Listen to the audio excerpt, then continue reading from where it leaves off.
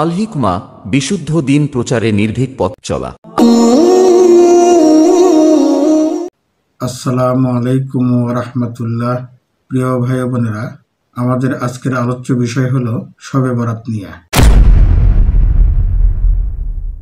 আপনারা জানেন যে সুদীর্ঘকাল থেকে আমাদের সমাজে শবে বরাতের পক্ষে এবং বিপক্ষে দুটি ধারা চলে আসছে। একদল এটিকে পুণ্যের কাজ মনে করে 15ই শাবান বিভিন্ন ধরনের ইবাদত বন্দেগীতে লিপ্ত থাকে, আর একদল এটিকে বেদাত কর্ম বলে পরিত্যাগ করে। আজকে আমরা শবে বরাত সম্পর্কে বিস্তারিত জানার এবং বোঝার চেষ্টা করব ইনশাআল্লাহ। সেই সাথে আমরা আরো দেখব ইসলামী শরীয়ত শবে বরাত সম্পর্কে আমাদের কি ধরনের মেসেজ দেয়। প্রিয় ভাই বোনেরা, আপনারা ভিডিওটি শেষ পর্যন্ত দেখতে থাকুন, কারণ আজকের ভিডিওটি খুবই গুরুত্বপূর্ণ হতে চলছে। আমার বিশ্বাস আজকের এই ভিডিওটি মনোযোগ সহকারে দেখার পর আপনাকে ভবিষ্যতে শবে বরাত সংক্রান্ত বিষয়ের উপর নতুন করে আর কোনো ভিডিও দেখার প্রয়োজন হবে না ইনশাআল্লাহ। প্রিয় ভাই বোনেরা, এখন আমরা মূল আলোচনায় প্রবেশ করতে চাই।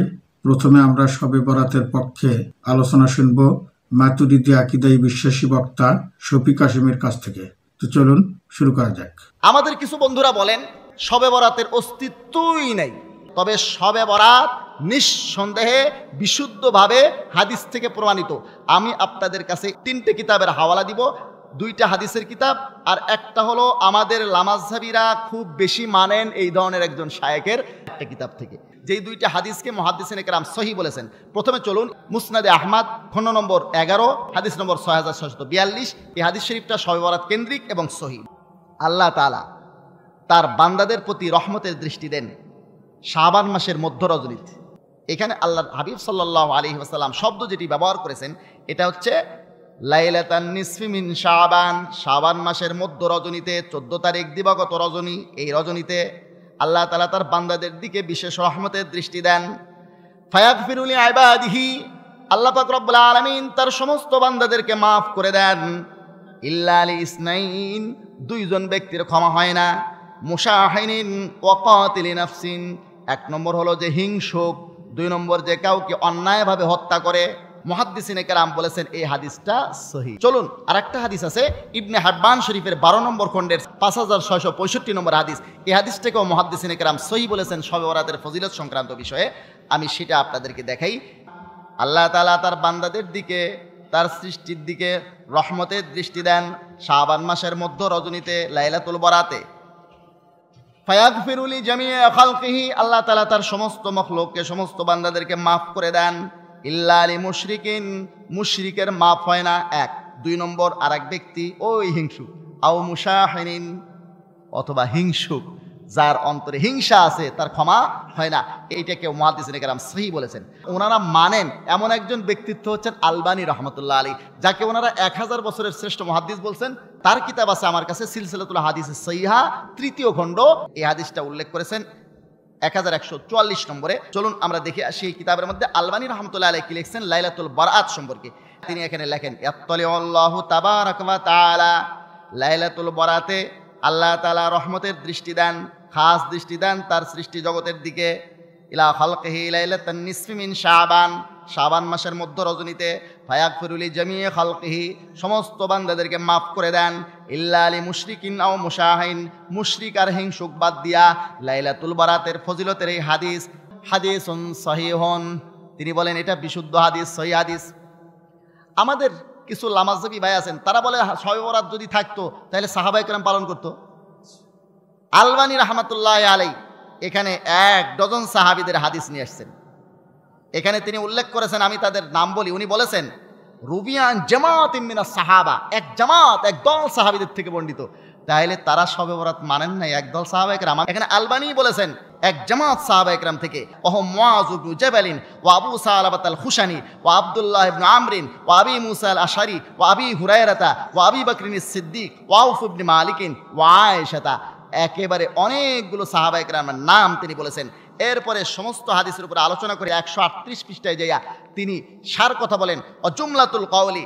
আর এই ব্যাপারে সার কথা হলো আন্নাল হাদিস আবি মজমুই হাদি তুরুকে সহিহুন বিলা রাইবিন। তো সহিহুন বিলা রাইবিন মানে সন্দেহ ছাড়া বিশুদ্ধ, সন্দেহাতীতভাবে শবে বরাতের ফজিলতটা এটা বিশুদ্ধ হাদিসের দ্বারা প্রমাণিত। স্বীকার করলেন কে? আলবানী রাহিমাহুল্লাহ। এই রাত্রে সমস্ত বান্দাদেরকে আল্লাহ তাআলা মাফ করে দেন। তাইলে কি আমরা ইবাদত করবো না? এই রাত্রে কি ইবাদত করবো না? আল্লাহর কাছে মাফ চাবো না? অবশ্যই এই রাতটা এই রাতের ফজিলত এটা হাদিস থেকে প্রমাণিত। প্রিয় ভাই বোনেরা, এতক্ষণ আপনারা শবে বরাতের পক্ষে লামাযহাবী ও বেদাআতি বক্তা শফিক কাশিমির বক্তব্য শুনলেন। তিনি তার স্বভাবসুলভ সালাফিদের নামে মিথ্যাচার করার পাশাপাশি জাল হাদিসের মাধ্যমে শবে বরাতের ফজিলত বর্ণনা করলেন এবং সেই সাথে শবে বরাতের রাতে দলিলবিহীন ইবাদতের পক্ষে সাফাই গাইলেন। প্রিয় ভাই বোনেরা, এখন আমরা যাচাই করে দেখব শফিক কাশিমির এই বক্তব্যের কতটুকু আমাদের জন্য গ্রহণীয় আর কতটুকু বর্জনীয়। এ পর্যায়ে আমরা বক্তব্য শুনব প্রিয় ভাই আব্দুল্লাহ বিন আব্দুর রাজ্জাক হাফিজাহুল্লাহর কাছ থেকে। তো চলুন শুরু করা যাক। তাদের সবচেয়ে মজবুত এবং সবচেয়ে শক্তিশালী দলিল হচ্ছে এই হাদিসটি। সেই হাদিসটির বিষয়ে রাসূল সাল্লাল্লাহু আলাইহি ওয়াসাল্লাম বলছেন যে নিসফ শাবান, অর্ধ শাবানের রাত্রিতে ইয়ানজিলুল্লাহু সুবহানাহু তাআলা ইলা সামাই দুনিয়া, নিচের আসমানে নেমে আসেন এবং মানুষকে তিনি ক্ষমা ঘোষণা করেন, ক্ষমা করে দেন। এই হাদিস নিয়ে কেন তাদের এটা শক্ত দলিল? এই হাদিসকে শেখ নাসিরউদ্দিন আলবানী রাহিমাহুল্লাহ হাসান বলেছে।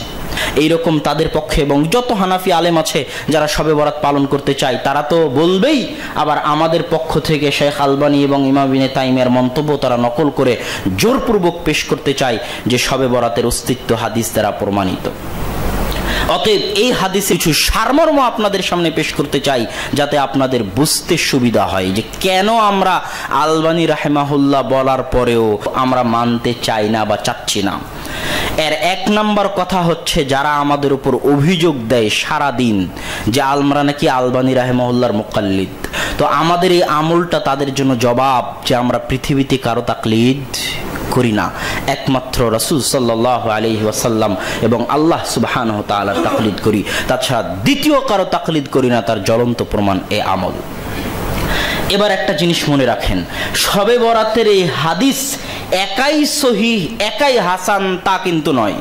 এইটা অনেকেই ভুল বুঝে। প্রথম ভুল ধারণা এই জায়গাতে, শবে বরাতের এই ফজিলত মর্মে যে আল্লাহ সুবহানাহু ওয়া তাআলা নিচের আসমানে নেমে আসেন এবং মানুষকে ক্ষমা করেন, এই ফজিলত মর্মে যত হাদিস এসেছে সব হাদিস জয়ীফ। স্বয়ং নাসিরউদ্দিন আলবানী সব হাদিসকে জয়ীফ বলেছেন। যারাই তাহকিক করতে আসবে তারাই জয়ীফ বলবে, একাই কোনো হাদিস সহিহ নয়। তাহলে কাহিনী কি? কাহিনী হচ্ছে আলবানী রাহিমাহুল্লাহ এইরকম 7-8টা জয়ীফ হাদিসকে এক জায়গায় করে বলছেন যে এতগুলো জয়ীফ হাদিস একত্রিত হওয়াতে হাদিসটা হাসান। এটা হচ্ছে কাহিনী। কেউ যদি মনে করে যে হাদিস একাই সহিহ তাহলে ভুল করবে। আপনাকে জানতে হবে হাদিসের 4টি প্রকার আছে। এক, সহিহ লিজাতিহি, সহিহ লিগাইরিহি, হাসান লিজাতিহি, হাসান লিগাইরিহি। মনে না থাকলেও একটু বুঝার চেষ্টা করেন। হাদিস সহিহ হওয়ার জন্য 5টি শর্ত। মা রাওয়াহু তাম্মুদ দাবতি আদলুন মুত্তাসিলুস সানাদি গায়রে মুআল্লিন ওয়ালা শাযিন। যে হাদিসকে ন্যায়পরায়ণ রাবি বর্ণনা করে, স্মৃতিশক্তিতে মজবুত রাবি বর্ণনা করে, ছাত্র শিক্ষক শুনেছে প্রমাণিত যে ছাত্রর নিকট থেকে শিক্ষক শুনেছে, শিক্ষক তার শিক্ষকের নিকট থেকে শুনেছে, কোনো বিচ্ছিন্নতা নাই। 4, হাদিস শাজ নয়, তার চাইতে বেশি সহিহ হাদিসের বিরোধী নয়। 5, হাদিসের মধ্যে কোনো গোপন ত্রুটি গোপন ইল্লাত নাই। এই 5টি শর্ত পাওয়া গেলে হাদিস সহিহ লিদাতিহি। যদি 5টি শর্তের মধ্যে শুধু স্মৃতিশক্তিতে অল্প দুর্বলতা, সামান্য দুর্বলতা যেটা কাটিয়ে ওঠা যাবে, সেই হাদিসকে বলে হাসান লিদাতিহি। এবার হাসান লিদাতিহি হাদিস যখন বিভিন্ন সানাদ থেকে আসে, যেমন শবে বরাতের হাদিসটা 7-8টা জায়গা থেকে আসার কারণে আলবানী রাহিমাহুল্লাহ বলতেছে এটা হাসান লিগাইরিহি। এরকম হাসান লিদাতিহি হাদিস যদি বিভিন্ন সানাদ থেকে আসে তাহলে ওটাকে বলে সহিহ লিগাইরিহি। আর এবার যে হাদিসের মধ্যে দুর্বলতা আছে কিন্তু হালকা দুর্বলতা দুর্বলতা, সেই হাদিস যখন বিভিন্ন সানাদ থেকে আসে সেই হাদিসকে বলে হাসান লিগাইরিহি। এটা হচ্ছে সহিহের সর্বনিম্ন স্তর, হাসান লিগাইরিহি। হাদিস দুর্বল কিন্তু বিভিন্ন সানাদ থেকে আসার কারণে কেউ কেউ হাসান বলে। আর উসুলে হাদিসের জগতে সবচেয়ে কঠিন আলোচনা হচ্ছে এটা। এত সহজ নয় যে আপনি 2-3টে হাদিস জয়ীফ এক জায়গায় করলেন আর বলে দিলেন যে এই হাদিসটা হচ্ছে হাসান লিগাইরিহি। এটা এত সহজ নয়। এই জন্য যত ইখতিলাফ মুহাদ্দিসিনদের মধ্যে তৈরি হয়েছে তার অধিকাংশ ইখতিলাফ এই জায়গায় তৈরি হয়েছে। আপনি মুহাদ্দিসদের অনেক মুনকিরে হাদিস আছে যারা অভিযোগ উত্থাপন করে যে তোমাদের মুহাদ্দিসদের মধ্যে তো হাদিস সহিহ জয়ীফ নিয়ে ইখতিলাফ। আরে এরকম কোনো ইখতিলাফ তুমি পাবা না যে এক মুহাদ্দিস একটা হাদিসকে সহিহ বলতেছে আর আরেক মুহাদ্দিস ওই হাদিসকে জাল বলতেছে, এরকম ইখতিলাফ নাই। ইখতিলাফ কোন জায়গায়? এক মুহাদ্দিস একটা হাদিসকে জয়ীফ বলতেছে আর আরেক মুহাদ্দিস মানতেছে যে ওই হাদিস জয়ীফ, কিন্তু আরো 3-4 সানাদ থেকে আসার কারণে ওই মুহাদ্দিস ওই হাদিসকে হাসান বলতেছে। এই জায়গাতেই হচ্ছে অধিকাংশ ইখতিলাফ। এর বাইরে হাদিসে কোনো ইখতিলাফ নাই। সব জায়গায় অধিকাংশ 90% ক্ষেত্রে মুহাদ্দিসদের সিদ্ধান্ত একমত। তো এখানেও এই হাদিসও ইখতিলাফ হয়ে গেছে। তো আমি আপনাকে আগে যেটা বুঝাতে চাইলাম যে শবে বরাতের হাদিস এককভাবে সহিহ হাসান এরকম নয়, অন্যের সহযোগিতা নিয়ে কেউ কেউ বলেছে। এবার সব হাদিসকে এক জায়গায় করার পরেও যারা এই হাদিসকে জয়ীফ বলেছে তারা কারা? সব হাদিসকে এক জায়গা করার পরও, এতগুলো জয়ীফ হাদিসকে একত্রিত করার পরও এই হাদিসকে জয়ীফ বলেছেন ইবনে তাইমিয়ার ছাত্র ইবনুল কাইয়িম রাহিমাহুল্লাহ। এই হাদিসকে জয়ীফ বলেছেন ইমাম কুরতুবী রাহিমাহুল্লাহ। এই হাদিসকে জয়ীফ বলেছেন ইবনুল আরাবী রাহিমাহুল্লাহ। এই হাদিসকে মুতাকাদ্দিমিন যত মুহাদ্দিস গেছেন তাদের কারো পক্ষ থেকে এই হাদিসকে হাসান বা সহিহ মন্তব্য পাওয়া যায় না। এমনকি আলবানী রাহিমাহুল্লাহর সমকালীন যারা আছেন, ইবনে বাজ রাহিমাহুল্লাহ, ইবনে উসাইমিন রাহিমাহুল্লাহ, এমনকি আলবানী রাহিমাহুল্লাহর ছাত্র যারা আছেন তারাও এই হাদিসকে জয়ীফ বলেছেন সব সানাদকে একত্রিত করার পরেও। শুধু তাই নয়, বর্তমান ভারত, পাকিস্তান, বাংলাদেশে হানাফিদের বিখ্যাত আলেম যেহেতু আমাদের মন্তব্য পেশ করে তো আমরাও একটু তাদের মন্তব্য পেশ করি। হানাফিদের বিখ্যাত আলেম মুফতি তাকি উসমানী পাকিস্তানি, তিনি তার দারসে তিরমিজির 2য় খণ্ডের মধ্যে এই হাদিসের সকল সানাদকে একত্রিত করার পরও শবে বরাতের ফজিলতের এই হাদিসকে জয়ীফ বলেছেন। সম্মানিত উপস্থিতি, এবার আমরা বললাম যে ডিটেইলস আলোচনা করা যাবে না, কিন্তু সারমর্ম বলি যে এই হাদিসকে আমরা কেন দুর্বল বলে গণ্য করি। এই হাদিসকে দুর্বল বলে গণ্য করার কয়েকটি কারণ আছে, সেই কারণগুলো আপনাদের সামনে পেশ করি। 1 নাম্বার সূক্ষ্ম কারণ, এই হাদিসের যত সানাদ আছে সব সানাদ কোথাও না কোথাও গিয়ে মাকহুল রাহিমাহুল্লাহর নিকটে গিয়ে মিলিত হয়। যখনই আপনি শাহেদ যে এই হাদিস বিভিন্ন সাহাবী থেকে এসেছে, শবে বরাতের হাদিস আয়েশা রাদিয়াল্লাহু তাআলা আনহা থেকে এসেছে, শবে বরাতের হাদিস উসামা বিন যায়েদ থেকে এসেছে, উমুকের নিকট থেকে এসেছে, তো এগুলোকে আপনি বলতেছেন এই হাদিসটা মজবুত করতেছে এতগুলো সানাদ থেকে আসার কারণে। কিন্তু আমি বলবো একটা সূক্ষ্ম জিনিস আপনার চোখ এড়িয়ে গেছে। সেটা কি? এত সাহাবী থেকে আসলেও সানাদ নিচে এসে একজনের নিকটেই কোনো না কোনোভাবে মিলিত হচ্ছে, তিনি হচ্ছেন মাকহুল রাহিমাহুল্লাহ। এবার ইবনু রাজব হাম্বলী রাহিমাহুল্লাহ তার লাতাইফুল মাআরিফ এই বইয়ের মধ্যে একটা সূক্ষ্ম কথা বলে গেছেন, অতি সূক্ষ্ম কথা, যে মাকহুল রাহিমাহুল্লাহ এই হাদিসটা অধিকাংশ সময় মুরসালান বর্ণনা করতেন, মাঝখানে কাউকে উল্লেখ করতেন না, ডাইরেক্ট বলতেন ক্বালা রাসূলুল্লাহ সাল্লাল্লাহু আলাইহি ওয়াসাল্লাম। আর ওই মাঝখানের ব্যক্তিটা ছিল কাব আল আহবার, একজন ইহুদি পণ্ডিত যিনি পরবর্তীতে মুসলিম হয়েছিলেন, এবং অনেক সানাদে সেটা স্পষ্ট হয়েছে যে মাকহুল রাহিমাহুল্লাহ এই হাদিসটা কাব আল আহবার থেকে শুনেছে। এবং কাব আল আহবার ইসরাইলি রিওয়ায়াতের মধ্যে থেকে এটা বর্ণনা করত যে ইসরাইলি রিওয়ায়াতে শবে বরাতের ফজিলতে এই আছে, সেখান থেকে মাকহুল রাহিমাহুল্লাহ নিতেন এবং বলতেন। কিন্তু এই সূক্ষ্ম বিষয়টা অনেকের চোখ এড়িয়ে গেছে। এটা 1 নম্বর সূক্ষ্ম বিষয় যেটা ইবনু রাজব হাম্বলী রাহিমাহুল্লাহ তার লাতাইফুল মাআরিফের মধ্যে উল্লেখ করেছেন। 2, এই হাদিসের যতভাবে এই হাদিস বর্ণিত হয়েছে সব মাতানের মধ্যে, মাতান মানে মূল টেক্সট, সানাদ শেষ হওয়ার পর যেখান থেকে আল্লাহ রাসূলের কথা শুরু হয় ওই টেক্সটের মধ্যে ইখতিলাফ আছে, ইজতিরাব। কোথাও বলতেছে, কোন হাদিসে বলতেছে আল্লাহ সুবহানাহু ওয়া তাআলা শেষ আসমানে নেমে এসে ক্ষমা করে দিবেন, কোনো শর্ত নাই, শর্ত ছাড়াই। আর এক হাদিসে বলতেছে আল্লাহ সুবহানাহু ওয়া তাআলা ক্ষমা করে দিবেন, শর্ত আছে। কি শর্ত? তাকে মুশরিক হওয়া যাবে না এবং তাকে মুশাহিন হিংসা বিদ্বেষ রাখা যাবে না অন্য মুসলিম ভাইয়ের প্রতি। এই দুটো শর্ত আছে। আবার আরেক সানাদে এই দুই শর্তের জায়গায় অন্য শর্ত আছে, কি কাতিলু নাফসিন, আত্মহত্যাকারী হওয়া হবে না। তো শর্তের মধ্যে ইখতিলাফ আছে। আরেক হাদিসে কোনো শর্তই নাই, সরাসরি ডাইরেক্ট ক্ষমার কথাও নাই। কি আছে? আল্লাহ সুবহানাহু ওয়া তাআলা নিচের আসমানে নেমে এসে বলেন হাল মিন মুস্তাগফির ইস্তাগফিরুনি, আছে কি কোনো ক্ষমা প্রার্থনাকারী যে আমার নিকটে ক্ষমা চাইবে? আছে কি কোনো সাহায্য প্রার্থনাকারী যে আমার নিকটে সাহায্য চাইবে? এখানে ক্ষমারও ঘোষণা নাই, শর্তও নাই। যদি এতটুকুই হয় তাহলে আল্লাহ সুবহানাহু ওয়া তাআলা প্রত্যেক দিন শেষ রাতের অংশে নিচের আসমানে নেমে এসে এই ডাক দেন। অতএব শবে বরাতের আলাদা কোনো ফজিলত তখন বাকি থাকে না। এটা প্রতিদিনের ব্যাপার। আল্লাহ সুবহানাহু ওয়া তাআলা প্রতিদিন নিচের আসমানে নেমে এসে এই আহ্বান করেন শেষ রাতে যে হাল মিন মুস্তাগফির ইস্তাগফিরুনি, আছে কি কোনো ক্ষমা প্রার্থনাকারী আমার নিকটে ক্ষমা চাইবে? যদি এতটুকু হয় তাহলে শবে বরাতের আলাদা কোনো ফজিলত বাকি থাকে না। তিন নাম্বার সূক্ষ্ম বিষয় হচ্ছে যে ইসলামী শরীয়তের যদি আমি ইহাতা করি, ইসলামী শরীয়তকে যদি চোখের সামনে নিয়ে আসি, পুরো ইসলামী শরীয়তকে, তাহলে ইসলামী শরীয়তকে চোখের সামনে আনলে আমি দেখতে পাবো যে ইসলামী শরীয়তের একটা সিস্টেম, একটা নিয়ম হচ্ছে যখনই কোনো ফজিলত দিয়েছে তখনই ফজিলতের সাথে আমল দিয়েছে।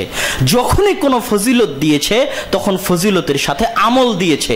লাইলাতুল কদরের ফজিলত দিয়েছে, ফজিলতের সাথে আমল দিয়েছে যে লাইলাতুল কদরের রাত জেগে সালাত আদায় করতে হবে। যখন যেখানে ফজিলত দিয়েছে, মসজিদে নববীর ফজিলত দিয়েছে, ফজিলতটা কিভাবে পাবো? মসজিদে নববীতে গিয়ে সালাত আদায় করলে ফজিলত পাবো। কাবা ঘরের ফজিলত দিয়েছে, ফজিলত কিভাবে পাবো? সেখানে গিয়ে সালাত আদায় করলে ফজিলত পাবো, তাওয়াফ করলে ফজিলত পাবো। যত আমল আছে, যত আমল, আরাফার দিনে আল্লাহ সুবহানাহু ওয়া তাআলা ফজিলত দিয়েছে, ফজিলতের সাথে আমল দিয়েছে যে সেই দিন আপনাকে কি রাখতে হবে? সিয়াম রাখতে হবে।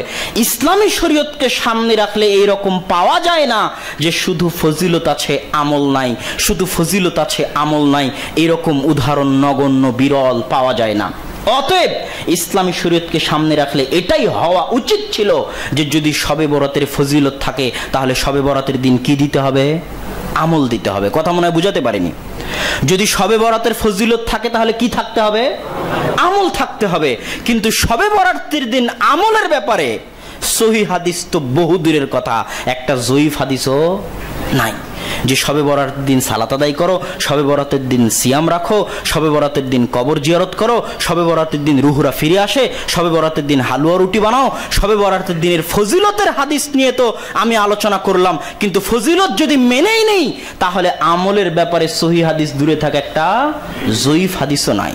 তখন তুমি বলবা, এখানে আরো একটা কথা বলে নি যে তাহলে ক্ষমা করবে, যে শবে বরাতের দিন আল্লাহ সুবহানাহু ওয়া তাআলা নিচের আসমানে নেমে আসবেন এবং ক্ষমা করে দিবেন। এতটুকুই হাদিস, যে হাদিসটা আমরা দাবি করতেছি এখনো যে হাদিস জয়ীফ, এবং আরো বিস্তর ডিটেইলস আলোচনা করলে স্পষ্ট হয়ে যাবে যে আলবানী রাহিমাহুল্লাহ এবং ইবনে তাইমিয়া রাহিমাহুল্লাহর সিদ্ধান্তের মধ্যে ত্রুটি আছে। এটাই সঠিক সিদ্ধান্ত যে হাদিসের মধ্যে ইল্লাত আছে, এই হাদিসের মধ্যে ইজতিরাব আছে, এই হাদিস জয়ীফ, দুর্বল। সানাদগুলো গভীরভাবে বিশ্লেষণ করলে সেটা ধরা পড়ে। কোনোদিন যদি দাস হয় তাহলে সেখানে স্পষ্টভাবে পেশ করার চেষ্টা করবো ইনশাআল্লাহ। এখন যদি আমল নাই, ফজিলত আছে, তাহলে কি প্রমাণিত হচ্ছে? যে কেউ যদি শবে বরাতের রাত্রে গুনাহের কাজেও লিপ্ত থাকে, কেউ যদি শবে বরাতের রাত্রিতে গান বাজনা নিয়েও ব্যস্ত থাকে, কেউ যদি শবে বরাতের রাত্রিতে সালাত সিয়াম কিছুই না করে, তবু হাদিস অনুযায়ী আল্লাহ সুবহানাহু ওয়া তাআলা তাকে ক্ষমা করে দিবেন। শবে বরাতের রাতে নিচের আসমানে নেমে আসবেন আর ক্ষমা করে দিবেন, এটাই কিন্তু হাদিস। সুতরাং এটাও এই হাদিসের উপর ত্রুটি, ইল্লাত, যে আমলবিহীন ফজিলত কিভাবে হয়। তখন একদল মানুষ বলবে যে ভাই আমরা তো আমল করি, আমরা তো শবে বরাতের দিন সিয়াম রাখি, আমরা তো শবে বরাতের দিন রাত্রে সালাত আদায় করি। তখন আমি তাকে পাল্টা প্রশ্ন করব, তুমি যে আমল করো তার দলিল কই? তার প্রমাণ তোমাকে দিতে হবে। তুমি যে আমল করো এই আমলের দলিল কই? কেন? রাসূল সাল্লাল্লাহু আলাইহি ওয়াসাল্লাম বলে, আল্লাহ সুবহানাহু ওয়া তাআলা বলে গেছেন, আল ইয়াউমু আকমালতু লাকুম দীনাকুম ওয়া আতমামতু আলাইকুম নি'মাতি ওয়া রাদিতু লাকুমুল ইসলাম দীনা। আজকে আমি দ্বীনকে পরিপূর্ণ করে দিলাম। বিদায় হজ্জের দিন এই আয়াত অবতীর্ণ হয়ে। তাহলে এবার রাসূল সাল্লাল্লাহু আলাইহি ওয়াসাল্লামের মৃত্যুর পরে যদি তুমি কিছু করতে চাও তাহলে তোমাকে দলিল দিয়ে করতে হবে। আর 1-2 দিন পরে যারা শবে বরাত পালন করবে তাদের জবাব একই। তারা কি বলবে? তারা বলবে যে আমরা তো সালাত আদায় করতেছি, সালাত আদায় করা কি খারাপ কাজ? সালাত আদায় করা তো ভালো কাজ। আমরা তো শবে বরাতের দিন সিয়াম রাখতেছি, সিয়াম রাখা কি খারাপ কাজ? সিয়াম রাখা তো ভালো কাজ। এর চেয়ে বড় ফিতনা আর হতে পারে না। কেন এটা ফিতনা? যখন আপনি এই কাজে পা দিবেন যেটা রাসূল সাল্লাল্লাহু আলাইহি ওয়াসাল্লাম করেননি, তখন আপনি তাকে দুইভাবে অপমান করবেন। কিভাবে দুইভাবে? এক, আপনি যদি এমন কোনো আমল করতে যান যেটা আল্লাহ রাসূল করেননি, তার মানে আপনি এটা বলতে চাচ্ছেন আপনি আল্লাহ রাসূলের চাইতে বেশি পরহেজগার, আপনি আল্লাহ রাসূলের চাইতে বেশি তাকওয়াবান। নাউযুবিল্লাহি মিন যালিক। দ্বিতীয় অপমান আপনি কিভাবে করবেন? আপনি বলতে চাচ্ছেন রাসূল সাল্লাল্লাহু আলাইহি ওয়াসাল্লাম তার রিসালাতের দায়িত্ব পালন করে যাননি। নাউযুবিল্লাহ। তিনি তার ধর্মে এটা ছিল যে শবে বরাত দিয়ে যেতে হবে, কিন্তু আল্লাহ রাসূল দিয়ে যাননি। এইভাবে তিনি মুসলিম উম্মাহকে ধোঁকা দিয়ে গেছেন। নাউযুবিল্লাহ। এই দুই দাবির মাধ্যমে আপনি রাসূল সাল্লাল্লাহু আলাইহি ওয়াসাল্লামকে অপমান করবেন। এই জন্য আপনাকে এবং আপনাকে সাবধান হতে হবে। আর সুন্নাত এবং বেদাতের ক্ষেত্রে নিয়ম হচ্ছে আল্লাহ সুবহানাহু ওয়া তাআলা তার কোরআনে যা বলেছেন, আল্লাহ রাসূল তার হাদিসে যা বলেছেন এবং তা করেছেন, তার বাইরে একটা চুল, একটা সরিষার দানা যদি কেউ ইবাদত করতে চায়, পালন করতে চায়, তাহলে একটা সরিষার দানা, একটা চুলের নাম হবে বেদাত। ওই ইমাম যত বড় হোক, যত বুজুর্গ হোক, যত বড় আলেমে দিন হোক, আমরা চ্যালেঞ্জ দিয়ে গেলাম, একটা চুলো যদি কেউ ইবাদত করতে চায়, একটা সরিষার দানাও যদি কেউ ইবাদত করতে চায়, দলিল দিয়ে ইবাদত করতে হবে। যদি দলিল না থাকে তাহলে একটা সরিষার দানা, একটা চুলের নাম বেদাত, এবং যে বেদাত করবে সে আল্লাহ রাসূলকে অপমান করবে। আর যে আল্লাহ রাসূলকে অপমান করবে, কিয়ামতের মাঠেও আল্লাহ রাসূল তাকে অপমান করবে। যখন হাউজে কাউসারের পানি পান করাবেন, তখন একদল মানুষ আসবে, ফাহালা বাইনাহু ওয়া বাইনি, রাসূল সাল্লাল্লাহু আলাইহি ওয়াসাল্লামের মাঝে এবং তাদের মাঝে আড় করে দেওয়া হবে। আল্লাহ রাসূল বলেন, নাহনু নাআরিফুহু, আমি তাদেরকে চিনি, কেন আড় করে দিলে? ফেরেশতারা বলবে, আপনি জানেন না আপনার মৃত্যুর পরে আপনার দিনের মধ্যে এরা পরিবর্তন সৃষ্টি করেছে। তখন রাসূল সাল্লাল্লাহু আলাইহি ওয়াসাল্লাম বলবেন, সুহকান সুহকান সুহকান লিমান গায়্যারা বাদি, দূর হও দূর হও দূর হও, যারা আমার মৃত্যুর পরে আমার দিনের মধ্যে পরিবর্তন সৃষ্টি করেছো। এইভাবে রাসূল সাল্লাল্লাহু আলাইহি ওয়াসাল্লাম কিয়ামতের মাঠে আপনাকে অপমান করবেন। সারা কোরআন খুঁজেন, কোরআনের যেখানে আমলের কথা বলেছেন আল্লাহ সুবহানাহু ওয়া তাআলা, সেখানে শুধু আমল বলেননি, বলেছেন আমিলা আমালান সালিহ ইয়ামালুস সালিহাত, উত্তম আমল, উত্তম আমলের কথা সেখানে বলেছেন, সৎ আমলের কথা বলেছেন। তথা কেউ যদি 1000 রাকাত সালাত আদায় করে, 1000 দিন সিয়াম রাখে, আর সেটা যদি উত্তম না হয়, সৎ না হয়, তাহলে সেই সিয়ামের কোনো মূল্য নাই, সেই সিয়ামের কোনো দাম নাই, সেই ইবাদতের কোনো দাম নাই। এর একটা সিজদাও যদি হয়, কিন্তু ওই একটা সিজদা যদি উত্তম হয়, সৎ হয়, তাহলে ওই একটা সিজদার দাম আছে, একটা সিজদার মূল্য আছে আল্লাহ সুবহানাহু ওয়া তাআলার দরবারে। তাহলে আমি এবং আপনি উত্তম আমল কিভাবে করব? আমার এবং আপনার আমল তখনই উত্তম হবে যখন আমার এবং আপনার আমলের মধ্যে দুটি শর্ত থাকবে। এক, ইখলাস, আল্লাহ সুবহানাহু ওয়া তাআলার সন্তুষ্টি থাকবে, তখন আমি এবং আপনি, সেটা আমার আমলটা উত্তম আমলের অন্তর্ভুক্ত হবে। আর যদি ইখলাস না থাকে, তাহলে আমার এবং আপনার আমল, মন দিয়ে শুনে রাখেন, আমার এবং আপনার আমল যদি ইখলাস না থাকে, তাহলে জান্নাতে নিয়ে যাওয়া তো বহু দূরের কথা, কোথায় নিয়ে যাবে? জাহান্নামে নিয়ে যাবে।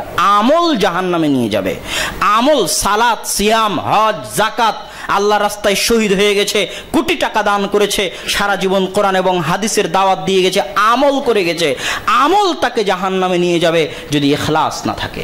দুই, ইত্তিবাউ সুন্নতি রাসূলিল্লাহ, রাসূল সাল্লাল্লাহু আলাইহি ওয়াসাল্লামের সুন্নাতের অনুসরণ। যদি সুন্নাতের অনুসরণ না থাকে, যদি বেদাত চলে আসে, তাহলে কি হবে? তাহলে একই অবস্থা, আপনার বেদাতি আমল আপনাকে জান্নাতে নিয়ে যাওয়া তো বহু দূরের কথা, আপনাকে জাহান্নামে নিয়ে চলে যাবে। বক্তব্যের শেষ কথা, প্রত্যেক যখন যেখানে বেদাত ঢুকে, তখন সেখান থেকে একটা সুন্নাত উঠে যায়।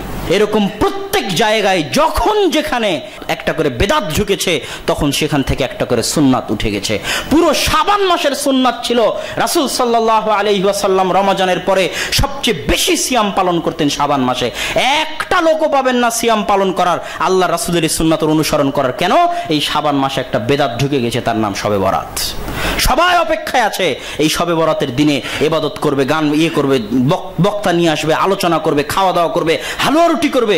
এই শবে বরাতের এক বেদাতের কারণে রাসূল সাল্লাল্লাহু আলাইহি ওয়াসাল্লামের এক মহান সুন্নাত হারিয়ে গেছে। আমাকে এবং আপনাকে সেই সুন্নাত উজ্জীবিত করতে হবে, পুনরায় সেই সুন্নাত নিয়ে আসতে হবে। যারা আমরা এখনো শাবান মাসের সিয়াম রাখা শুরু করিনি, রাসূল সাল্লাল্লাহু আলাইহি ওয়াসাল্লামের এই সুন্নাতের অনুসরণে আমরা যেন শাবান মাসের সিয়াম রাখা শুরু করতে পারি। আল্লাহ আমাদের সেই তৌফিক দান করুক। আল্লাহুম্মা আমিন। প্রিয় ভাই বোনেরা, এতক্ষণ আপনারা প্রিয় ভাই আব্দুল্লাহ বিন আব্দুর রাজ্জাক হাফিজাহুল্লাহর বক্তব্য শুনলেন। আমি আশা করি আব্দুল্লাহ ভাইয়ের আজকের এই বক্তব্যে একটি বিষয় আপনাদের কাছে পরিষ্কার হয়েছে যে ইসলামী শরীয়তে শবে বরাতের কোনো অস্তিত্ব নেই। নিঃসন্দেহে এটি একটি বেদাতি কর্ম, যার চূড়ান্ত পরিণতি হলো জাহান্নাম। মহান আল্লাহ আমাদেরকে এই বেদাত কর্ম থেকে দূরে থাকার তৌফিক দান করুন। ওমা তৌফিকি ইল্লা বিল্লাহ। প্রিয় ভাই বোনেরা, ভিডিওটি উপকারী মনে হলে নিচের বেল আইকন বাটনে চাপ দিয়ে চ্যানেলটি সাবস্ক্রাইব করুন। এই ধরনের নিত্য নতুন ভিডিও পেয়ে যাবেন সবার আগে। ভিডিওটিতে একটি লাইক ও একটি কমেন্টস করে আপনাদের মূল্যবান মতামত ও পরামর্শ দিয়ে আমাদের সাথেই থাকুন। সেই সাথে ভিডিওটি শেয়ার করে অন্যদের দেখার সুযোগ করে দিন। এটি আপনার আমলনামায় অবশ্যই সাদাকায়ে জারিয়ার সওয়াব হিসেবে লিপিবদ্ধ হবে ইনশাআল্লাহ। প্রিয় ভাই বোনেরা, এতক্ষণ সাথে থেকে পুরো ভিডিওটি দেখার জন্য সবাইকে ধন্যবাদ। আবারও দেখা হবে নতুন কোনো এক ভিডিওতে। সেই পর্যন্ত ভালো ও সুস্থ থাকুন। আল্লাহ হাফেজ।